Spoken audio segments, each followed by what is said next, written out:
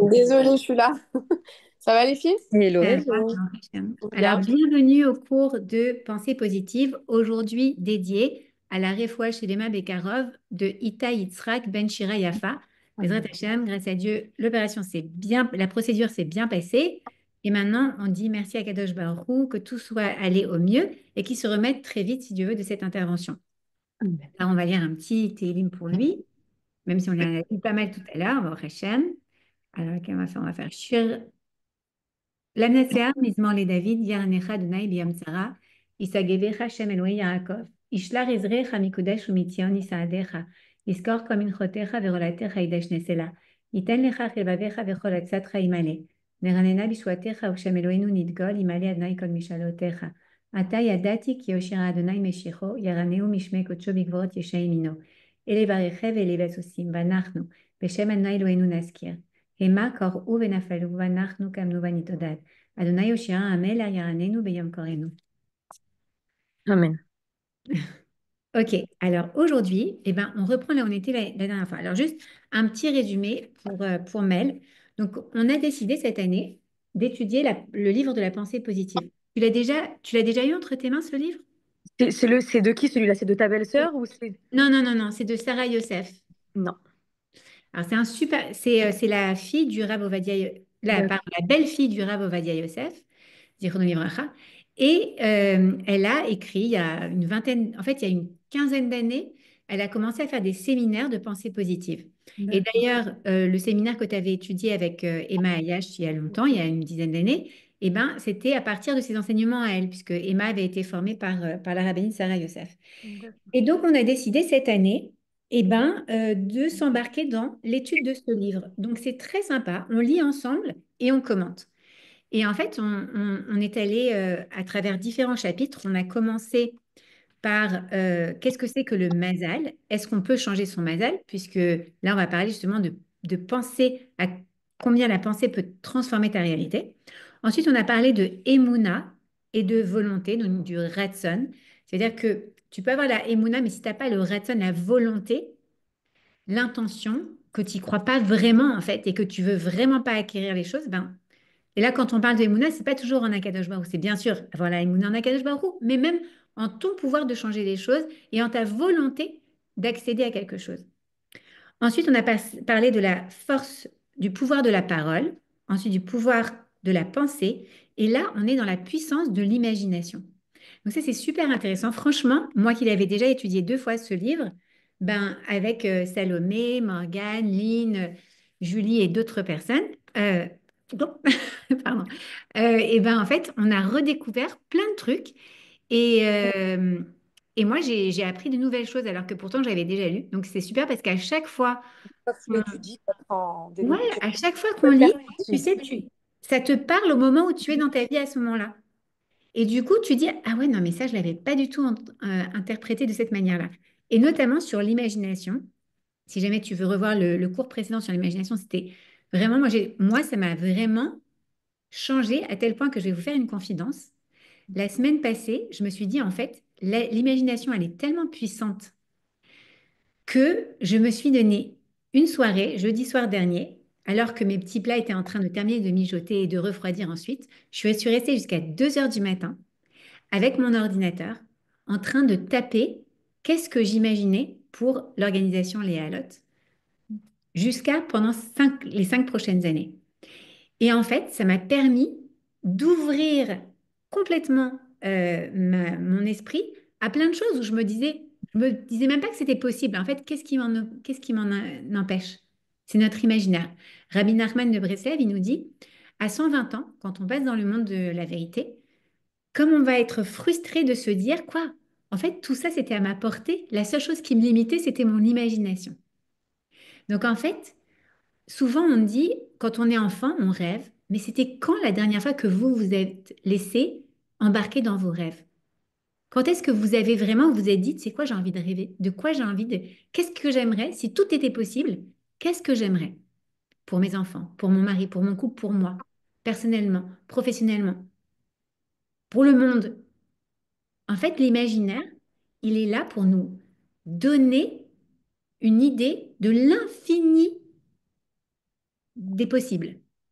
Il n'y a rien qui est illimité. Quand on veut, on peut. Et quand on laisse son imagination nous amener vers quelque part, mais finalement, on se dit, quoi, mais j'avais même pas imaginé ça. Pourquoi? Parce qu'en fait, en tant qu'adulte, quand on était petit, on se laissait imaginer plein de choses. Et nos enfants, parfois, ils nous disent, ah, quand je serai grand, je vais être astronaute. Si on lui dit, ah, mais astronaute, mais ouais, tu vas aller toi sur Mars. Allez, Baboso, rentre chez ta mère. D'accord? Et ben, on lui coupe son imaginaire, sa puissance imaginaire. C'est dommage. Mm. Parce qu'en fait, pourquoi pas? Je suis sûre qu'Elon Musk, un jour, il s'est dit, un jour, j'inventerai un truc qui va... D'accord? Et c'est venu comme ça. Donc, on parle de la puissance de l'imagination. Alors, le principe, Mel, c'est que normalement, on a tous des petits livres comme ça que j'amène avec moi. Et là, donc, je vous ai pris des photos que je vais partager avec vous sur l'écran. Et celle qui souhaite peut lire. Et celle qui souhaite pas peut ne pas lire. Parce qu'on n'est pas dans une dictature. OK. Voilà. Alors, on en était arrivé à, si vous posez la question suivante à différentes personnes, qui est-ce qui veut commencer à lire? Lynn, elle est chez le docteur avec son fils, donc elle ne peut pas participer activement, mais on pense bien à elle et une bonne santé pour son fils Bezrat Hachem. Amen. Amen. Bah, je peux lire ou Mel, ce que vous voulez. Comme- Mais t'es qu'à- Vas-y, Salomé. Bechavot. Allez. Si vous posez la question suivante à différentes personnes, combien de temps passez-vous à revivre en imagination les bons moments passés? La réponse sera en général quasiment jamais. Combien de personnes prévoient-elles un avenir rose et radieux? Très peu.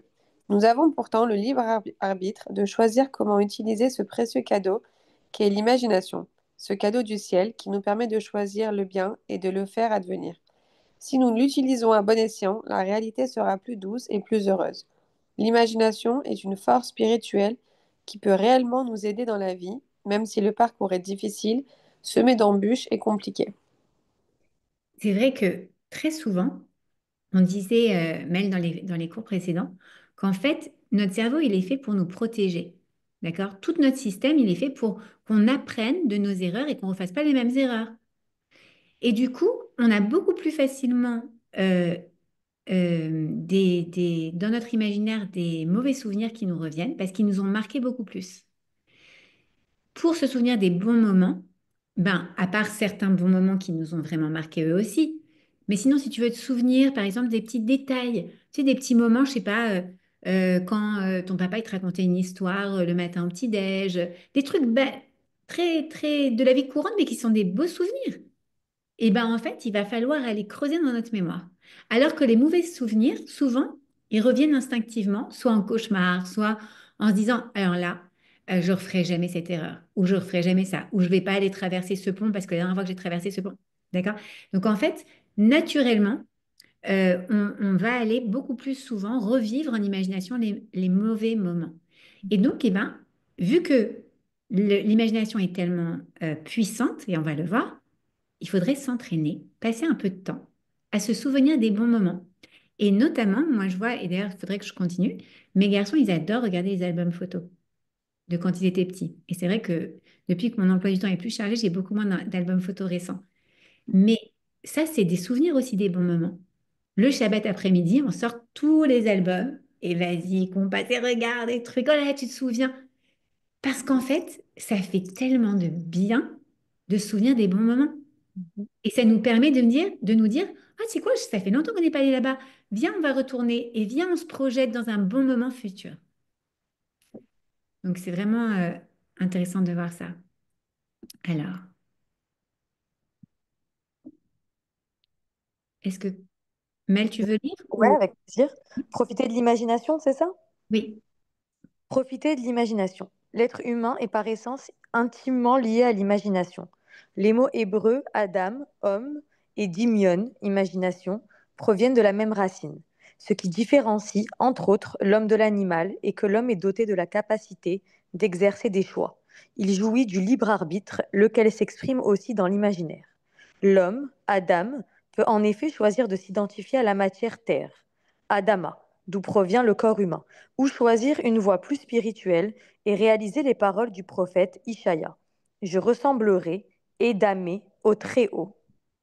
C'est la dimension. Je continue ou. Ouais, mais là déjà, c'est hyper intéressant de se dire ça. C'est qu'en fait, à travers notre imaginaire, on peut soit s'élever au divin à travers son infinie puissance. Et en fait, on voit c'est la même orthographe. Aleph, Dalet, Mem, He. Adama ou Edamé. Est-ce que je veux ressembler au divin, c'est-à-dire créer ce que je veux, ma réalité, à travers mon imaginaire, ou est-ce que je veux me limiter au monde matériel dans lequel je suis à travers Adama? Tu vois, je me souvenais pas ça non plus. Donc en fait, il faut profiter de l'imagination pour s'élever spirituellement. C'est ça ce Ouais, chapitre. en fait, c'est même pas que spirituellement, c'est qu'en fait, à travers cet imaginaire, tu deviens toi-même le créateur. Tu ressembles à Dieu.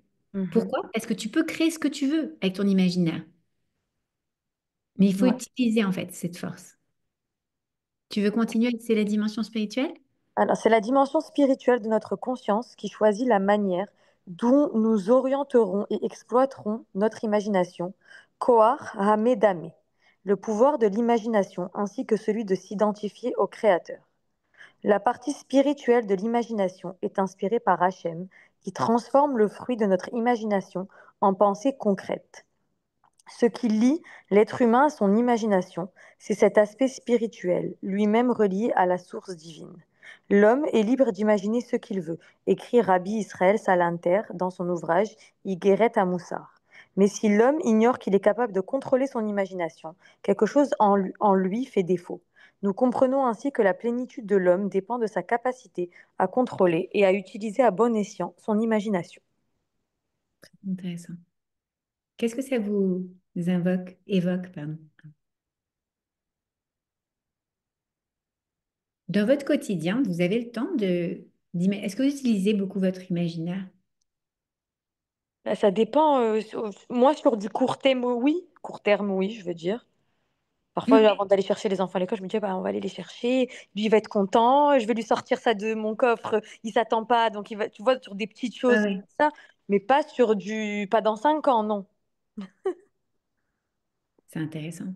Ouais. Moi, C'est sur vrai, le. même sur le court terme et même sur des choses simples comme aller chercher ses enfants à l'école, on peut préparer, on peut créer, on peut faire en sorte que ce soit différent. C'est pas juste banal, je vais chercher l'enfant à l'école. Si on l'imagine, on peut créer quelque chose d'étonnant.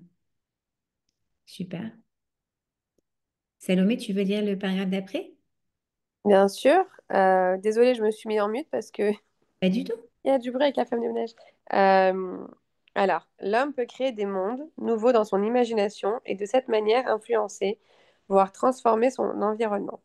Avec cette approche, nous pouvons comprendre que l'homme qui a été créé à l'image de Dieu agit par le pouvoir de son imagination comme un petit créateur lui aussi. Nos sages décrivent d'ailleurs le monde intérieur de l'homme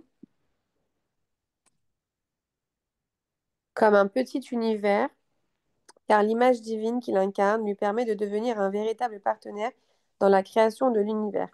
Pas celle ex nihilo, bien entendu. Il est donc capable de créer de nouvelles réalités par la force de son imagination et de transformer une situation donnée. Lorsque des pensées négatives envahissent notre esprit, elles finissent par se manifester dans la réalité, mais le contraire est aussi vrai. Donc les pensées positives se réalisent elles aussi. Ok. Donc là, on voit qu'en fait, l'imaginaire, ben, il peut être en effet négatif comme il peut être positif.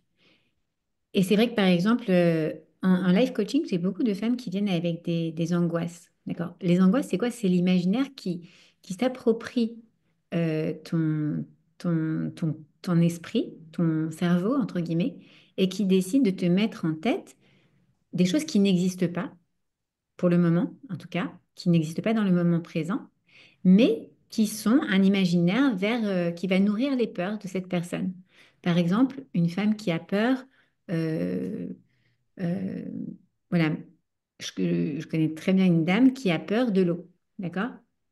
Elle a très peur de l'eau. Pour elle, c'est traumatisant d'être sur un bateau, c'est traumatisant de prendre un bain, elle a toujours peur de se noyer, d'accord? Cette femme-là, elle m'a dit qu'il y a quelques années, elle ne traversait pas un pont. Est-ce que le pont lui-même, il est dangereux pour elle? Non. Mais dans son imaginaire, elle se disait, et qu'est-ce qui va se passer si quelqu'un vient, me pousse, je tombe dans l'eau? D'accord?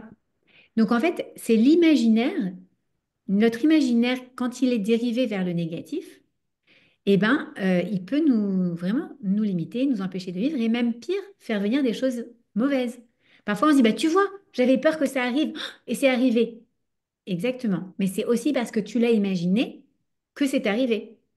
Parce qu'on nous explique justement dans ce livre que l'imaginaire crée une réalité. Pour reprendre quelque chose, un concept qu'on a dit il y a quelques années, on parlait, pardon, quelques cours, on disait, tiens, c'est marrant, comment est-ce que c'est possible qu'au même moment, dans le monde, il y ait quelque chose qui, par exemple, on parlait, je crois, des pyramides. Ça dit quelque chose, Salomé? On disait il y a eu des pyramides Et en Égypte et chez les Mayas. chez les Mayas. Pourquoi? Comment c'est possible? On parlait de télépathie à ce moment-là, d'accord? Parce que l'idée, elle a été créée alors, dans l'univers. Enfin, Parce qu'en fait, c'est ça, quand tu as une idée, à partir du moment où tu as une idée, eh ben, le monde des idées, c'est pas le monde concret, mais c'est, elle existe. Une idée, elle existe. Et par conséquent, maintenant, elle est disponible pour n'importe qui d'autre. Ça paraît fou comme ça, parce qu'on ne la voit pas, l'idée.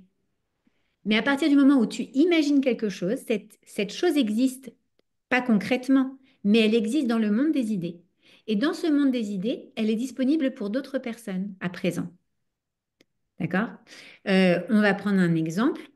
On disait aussi le saut à la perche. D'accord? Pendant des années, l'être humain pensait qu'il ne pouvait pas sauter plus haut que, je dis n'importe quoi, mais 1,62 m. D'accord?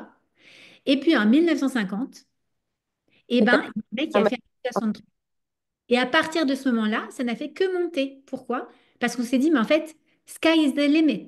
Il n'y a pas de limite en réalité. Mais c'était une nouvelle idée. Cette idée-là, elle n'existait pas avant. Mais maintenant que cette idée existait, n'importe qui pouvait se l'approprier. C'est juste on la voit pas puisque c'est immatériel. Mais donc, quand j'ai une idée, eh ben, il y a plusieurs personnes. Je vais vous donner un autre exemple. Il y a pas très longtemps, il y a 4 mois, j'ai eu l'idée de faire un fashion show. Il va avoir lieu, si Dieu veut, en septembre parce que je tiens à le faire. J'avais promis à la Rebbetzin Lipskar que j'allais le faire avec elle.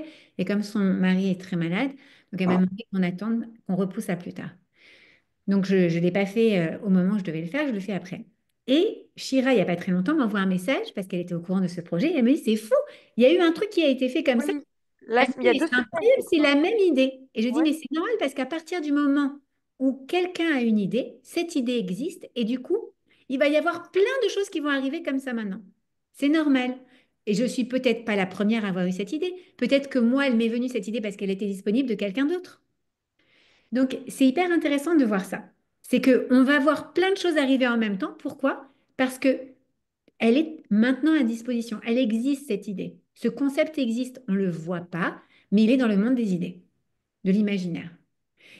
C'est vrai dans le bien. C'est vrai dans le moins bien. Du coup, eh ben, il faut apprendre que on peut canaliser son imagination. C'est un exercice, vraiment un exercice. OK? Alors là, justement, on va voir comment utiliser l'imagination. Qui est-ce qui veut lire? Je lis. Comme tu veux, vas-y, Salomé. Comment le pouvoir de l'imagination peut-il transformer nos vies? Comment maîtriser notre imagination afin qu'elle agisse sur notre quotidien? Comment tout cela fonctionne-t-il et comment améliorer notre vie? J'ai deux jeunes enfants. Le petit a 6 mois et le grand qui a 1 an et demi ne marche pas encore. Nous avons consulté les plus grands spécialistes qui n'ont rien trouvé d'anormal qui puisse retarder son développement moteur. Ils nous ont simplement recommandé de nous armer de patience et de laisser le temps faire les choses. Mais pour des parents, une telle attente est douloureuse. Tous nos efforts pour accélérer son développement moteur furent vains. L'inquiétude nous rongeait. J'ai alors participé à un atelier sur la pensée positive où j'ai compris qu'il me fallait imaginer le contraire de ce que je voyais, le contraire de ce qui me préoccupait jour et nuit. Oh. Au lieu. Au lieu d'entretenir des pensées négatives et de m'angoisser au sujet du problème supposé de mon enfant. J'ai donc commencé à me le représenter en train de marcher. J'ai fait ces exercices sur la pensée à chacun de mes moments de libre, y compris le soir avant de dormir. Je fermais tout simplement les yeux et je l'imaginais gambader tout seul. Imaginez ma joie lorsqu'après une semaine assidue d'exercice, mon enfant se leva, soudain tout seul et se mit enfin à marcher. L'histoire de Michal démontre combien le stress et les inquiétudes des parents influent sur le comportement des enfants. L'enfant perçoit intuitivement les préoccupations de ses parents, qui peuvent inhiber ou même bloquer ses potentialités, ne demandant qu'à se réaliser pleinement. Plus il se sent sous pression, plus il a du mal à sortir de ses difficultés. Lorsque la mère de cet enfant cessa de ressasser le problème et qu'elle commença à l'imaginer marcher tout seul, elle se sentit beaucoup plus calme et confiante, ce qui rejaillit sur son fils, qui capta le message et se mit presque aussitôt à marcher. Waouh, c'est fou. Ah, je peux participer. Vas-y, bien sûr. C'est fou parce que hier, j'étais en train de voir un cours de il- kinésiologue, je crois qu'il est, américain, et qui expliquait comment on pouvait nous influencer l'aura de nos enfants et les capacités de nos enfants, et aussi, j'ai oublié le terme qu'il emploie, mais c'est comme une sorte de couche protectrice, tu sais, que chaque enfant a autour de lui. Bon, tout ça qu'on ne voit pas évidemment. Et il disait la pire des choses qu'un parent peut faire à son enfant, c'est s'inquiéter pour lui. Et de dire, oh là là, celui-là, mais je m'inquiète pour lui, il a des mauvaises notes. Oh là là, celui-là, je m'inquiète pour lui, il va changer d'école, il va pas pouvoir avoir de nouveaux amis. Il a dit, c'est la pire des choses parce que ça influe sur vraiment l'énergie spirituelle de l'enfant et des choses protectrices qu'il a autour de lui. Et là, je lis ça, c'est vraiment dingue.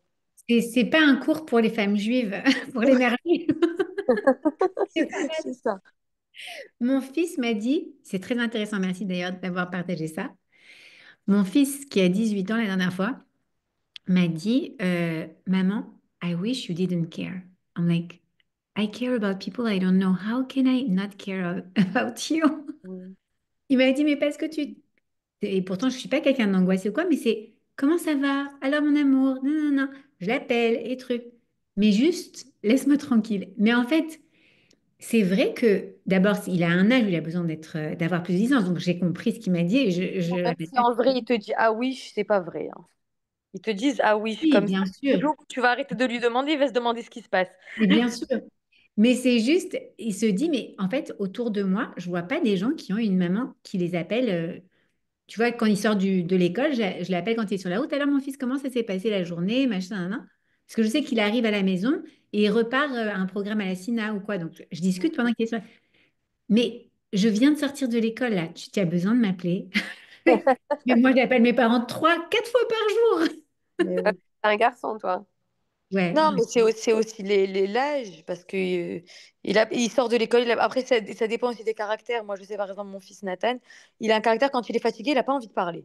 Donc, parfois, quand il sort de l'école, à qui que ce soit, hein, ni à son frère, ni à ses amis, ni rien, il a besoin de se mettre dans sa petite bulle et parfois, je lui dis, Nathan, ça va? Il me dit, tu as besoin de quelque chose? Je lui dis, non, il me dit, ok, alors on peut parler après si ça te dérange pas. Je dis, bon, c'est une manière et polie c'est de super m'envoyer. qu'ils arrivent à conceptualiser leurs Ah oui, besoins je comme me ça, dis, non, mais à si exprimer leurs besoins. t'as pas d'urgence, tu n'as pas besoin de moi maintenant, on parle tout à l'heure. Je dis, bon, bah, ok, d'accord, bye. Super.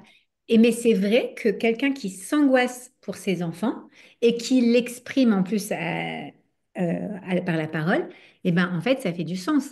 Ça vient tout simplement apporter de l'inquiétude sur l'enfant. Donc, ça, c'est ce qu'il faut faire, il faut transformer ça en fait. Alors Toutes les moi, Esther, peurs j'ai d'une une maman. théorie. Tu me dis qu'est-ce que tu en penses, parce que toi qui as étudié ça depuis longtemps, moi, je ne l'ai pas étudié, mais par la force des choses, j'ai fait beaucoup de travail sur moi-même en recherchant à droite, à gauche, voilà. Parce que moi aussi, j'étais vraiment prise d'angoisse énorme. Et je me suis rendu compte que au lieu de faire le travail par moi-même, il fallait que je me protège de l'environnement.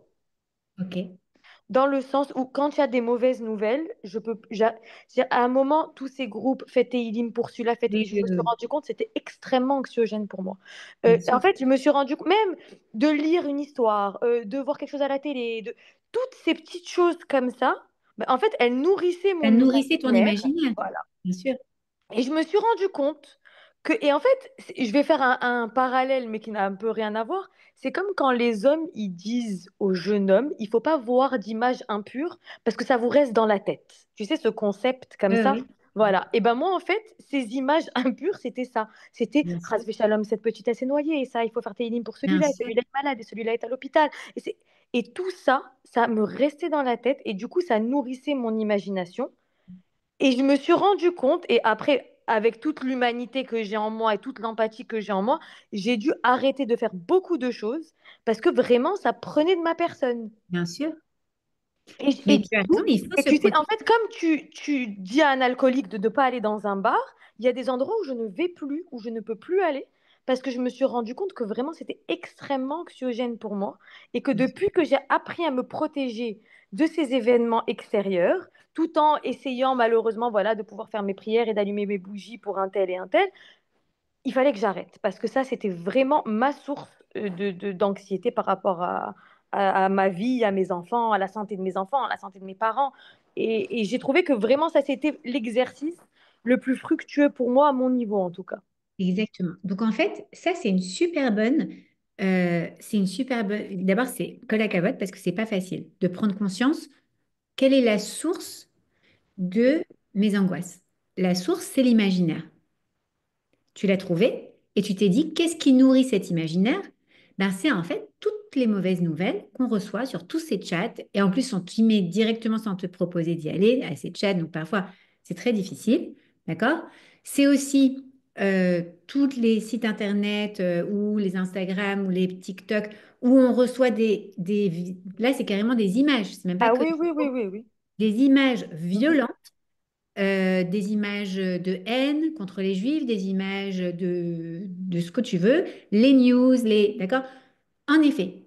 Donc toi, tu as réussi à te dire, OK, ça nourrit mes angoisses, ça nourrit l'imaginaire, mon imaginaire est nourri de ça, je préfère mettre une barrière de protection autour de mon imaginaire pour ne plus avoir ce genre de choses qui viennent en fait taper à l'intérieur et me m'empoisonner en fait m'intoxiquer avec toutes ces images-là ou ces nouvelles-là. Donc ça, c'est déjà un truc mais incroyable et code à cavote pour avoir réussi à le faire et avoir même juste pris conscience de ça. Parce que tu as réussi à prendre conscience de ça. D'abord, tu as réussi à prendre conscience que tu avais ces angoisses. Ensuite, deuxième chose, tu as réussi à prendre conscience d'où ça venait, ces angoisses. Tu as réussi à prendre en main, à créer un safe space pour toi, une sorte de healthy boundaries qui te permet de ne pas avoir ça qui vient t'intoxiquer. Maintenant, il y a aussi une autre chose. Tu peux continuer à vivre comme ça, ou tu peux aussi te dire, à présent, que je me sens plus sereine parce que j'ai moins d'éléments qui viennent m'intoxiquer, j'ai moins de ce poison en moi, eh bien, je peux travailler sur la part, en fait, sur le niveau supérieur, entre guillemets, qui est après ça, d'accord? C'est quoi? C'est le bitachon. C'est se dire, c'est vrai que que toutes ces nouvelles, elles sont réelles. Pas toutes, parfois on a des images qui sont fausses, des gens qui nous envoient des fake news horribles, d'accord? Mais en général, bah oui, c'est vrai. Il y a telle personne qui a eu ci, il y a telle personne qui a eu ça, et tel est pris pour celui-là et pour celui-là. Ça existe, c'est vrai, c'est comme ça. Mais je me dis, c'est pas entre mes mains. C'est très dur. Donc, je ne me projette pas ou je ne projette pas mes parents ou mes enfants dans une telle destinée. C'est pas parce que c'est arrivé à Eleni Orna que Dieu préserve, ça arrivera à quelqu'un que je connais. C'est arrivé à cette fille parce que c'était son destin à elle, entre guillemets. Parce qu'elle, elle devait passer par là. D'accord? Maintenant, ça, c'est très difficile. C'est vrai.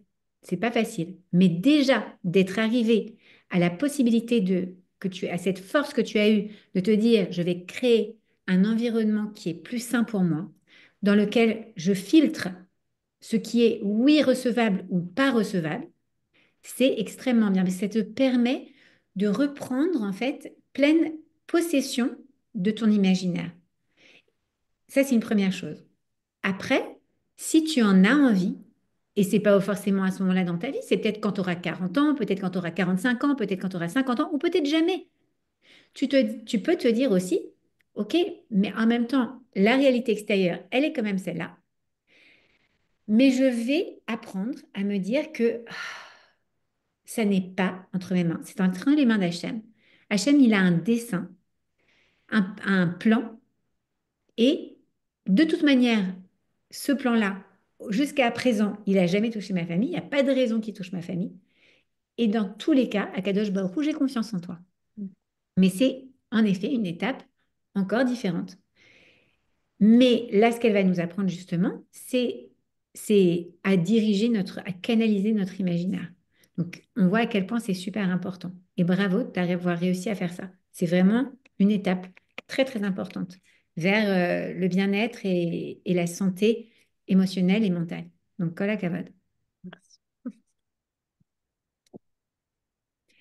Juste un truc, je me souviens, une fois, je ne sais pas si tu te souviens, Mélissa, on avait une copine, il y a très longtemps, la première fois qu'on a fait un séminaire de pensée positive, on avait une copine qui s'appelait Barbara, je la cite parce elle m'avait permis à l'époque de raconter cette histoire, qui n'avait pas de contact avec son fils. Son fils, il habitait en France et elle était divorcée. Elle avait un fils d'un premier mariage et ensuite elle était remariée avec d'autres enfants. Et son fils du premier mariage habitait à Paris avec son père et elle avait très peu de contact avec lui et surtout, ben, il voulait pas venir habiter avec elle. Et pour elle, c'était très très dur cette séparation. C'était vraiment très difficile. Et on a fait une visualisation. On était en fait en groupe comme ça, comme une sorte de petite retraite.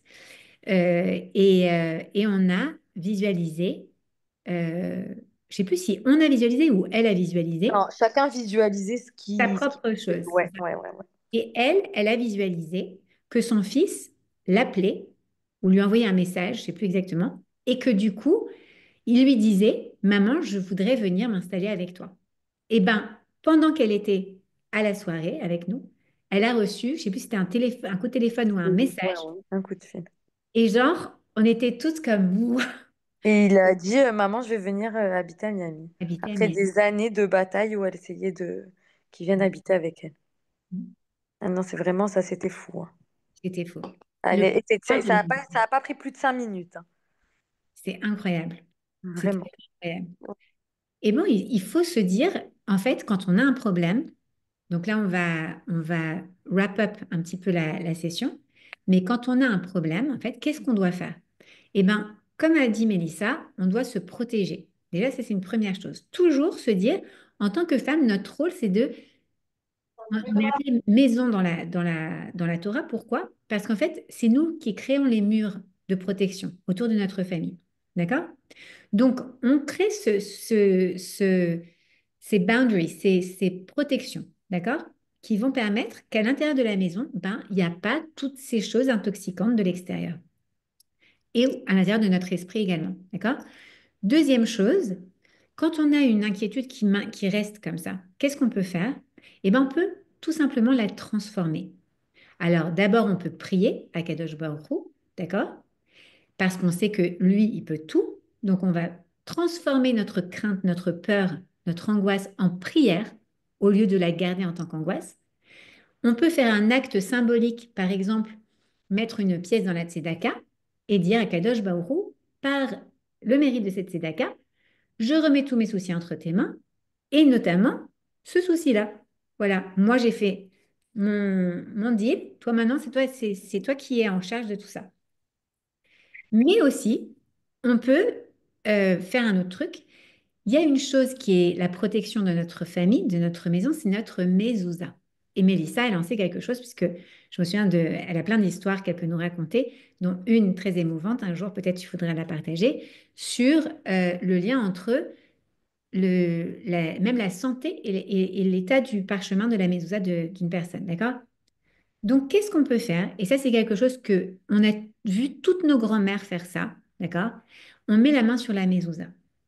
Cette mezouza, elle représente la protection de notre famille, donc la mezouza de la maison, celle de la porte d'entrée. Et en mettant notre main sur la mezouza, on demande à Kadosh Baoru. Kadosh Baoru, cette mezouza, elle est là pour protéger ma famille.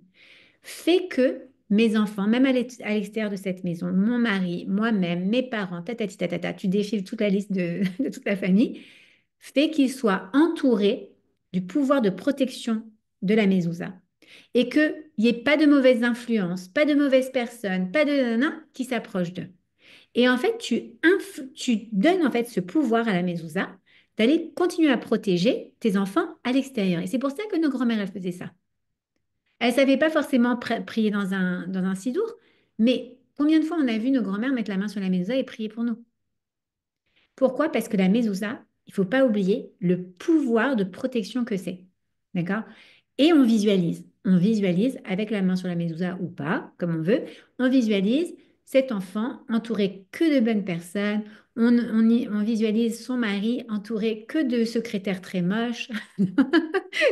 Que des choses bon, positives. Là où on a peur, on construit dans notre esprit l'inverse. D'accord?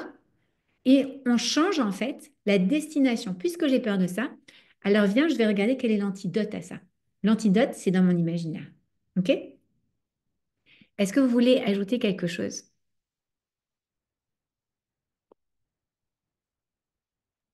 Pas moi. J'ai dit ce que j'avais à dire aujourd'hui. J'ai fait ma participation. Bah, oh Hachem, oh Hachem. Donc, ce Ouais, cours, Esther.